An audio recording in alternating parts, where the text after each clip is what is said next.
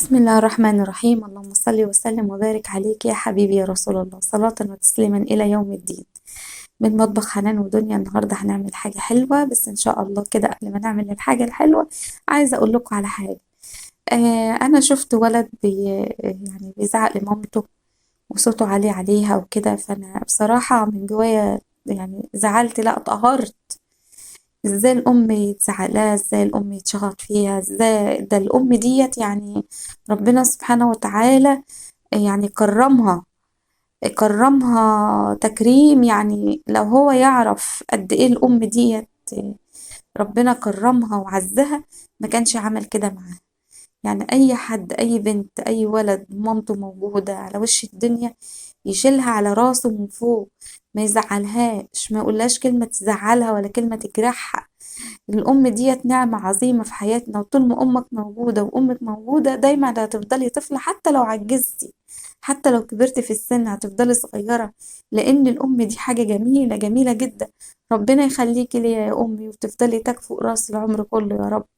حبيبتي، لما بكون زعلانة هي بتحزن عشاني، لما بكون فرحانة بتفرح لفرحي، بتبقى نايمة بالليل وشايلة همي تقوم تصلي كده وتدعيلي. يا نعمة كبيرة في حياتنا كلنا الأم يا جماعة، محدش يزعلها. أي بنت مزعلة أمها، أي ابن مزعل أمه، لأ ما يزعلهاش. ربنا يبارك في عمر أمهاتنا وأبهاتنا اللي أبوه راح يعني توفى وكده، بيبقى حس إن سنده في الدنيا راح، واللي أمه بتروح بيحس إن الدنيا كلها راحت من بين إيديه. ربنا يخلي أمهاتنا يا رب. معلش أنا طولت عليكم، بس أنا كنت لازم أقول الكلمتين دول يعني. تمام. هنعمل النهاردة جيلي إن شاء الله.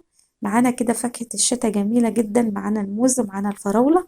هنحط كده في الكاسات ونزين علشان خاطر ولادنا حبايبنا اللي احنا بنحبهم، وهما بيذاكروا كده تبقى الحاجة الحلوة كده موجودة قدامهم، يعني بنشجعهم. تمام. معايا كده ايه الجيلي، طبعا انتوا عارفين الجيلي، الباكت الجيلي بياخد كوبايتين من المية المغلية. الباكت يعني الباكت الواحد بياخد كوباية، أنا معايا 2.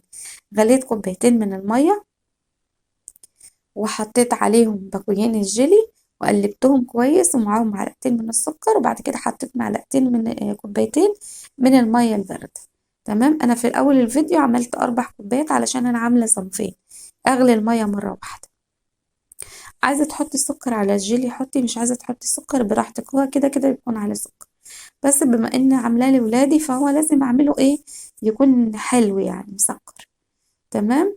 دوت الجيلي بتاع الايه، بتاع المشمش. كوبايتين مغليين على باكيتين من الجيلي، عليهم كمان ايه كوبايتين من المية الباردة، اقلبهم كويس. طبعا جبت الكاسات بتاعتي وحطيت فيها الفراولة وحطيت فيها الموز علشان يبقى فيها يعني الجيلي فيه فواكه. عندك فواكه ماشي، ما عندكيش وعايزة تعمليه سادة مفيش مشكلة. احنا بنحب الحاجة البسيطة، يعني انا في قناتي هنا بحب اعمل الحاجات البسيطة الغير مكلفة اللي تقدر اي بنوتة تعملها او اي ست بنت تعملها. تمام. وفي الايام اللي احنا فيها ديت يعني حل ايامك باي حاجة حلوة، حليها بأي حاجة حلوة اعمليها.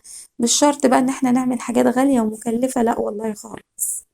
اي حاجة بسيطة هتسعد ولادك اعمليها، هتسعدك انت شخصيا اعمليها. تمام. عملت كده الجيلي بتاعنا وفيه الفواكه، جيلي المشمش وجيلي الفراولة. بعد كده هحطه في التلاجة 4 ساعات، لو انت مستعجلة حطيه في الفريزر ساعة، وبعد كده هنقليه تاني في التلاجة هيبقى مظبوط معاكي. وادي الجيلي بتاعنا. يا رب كده اللي يعجبه الجيلي يقول لنا، اللي مش عاجبه الجيلي يقول لنا. نشوفكم في فيديو جديد ان شاء الله، والسلام عليكم.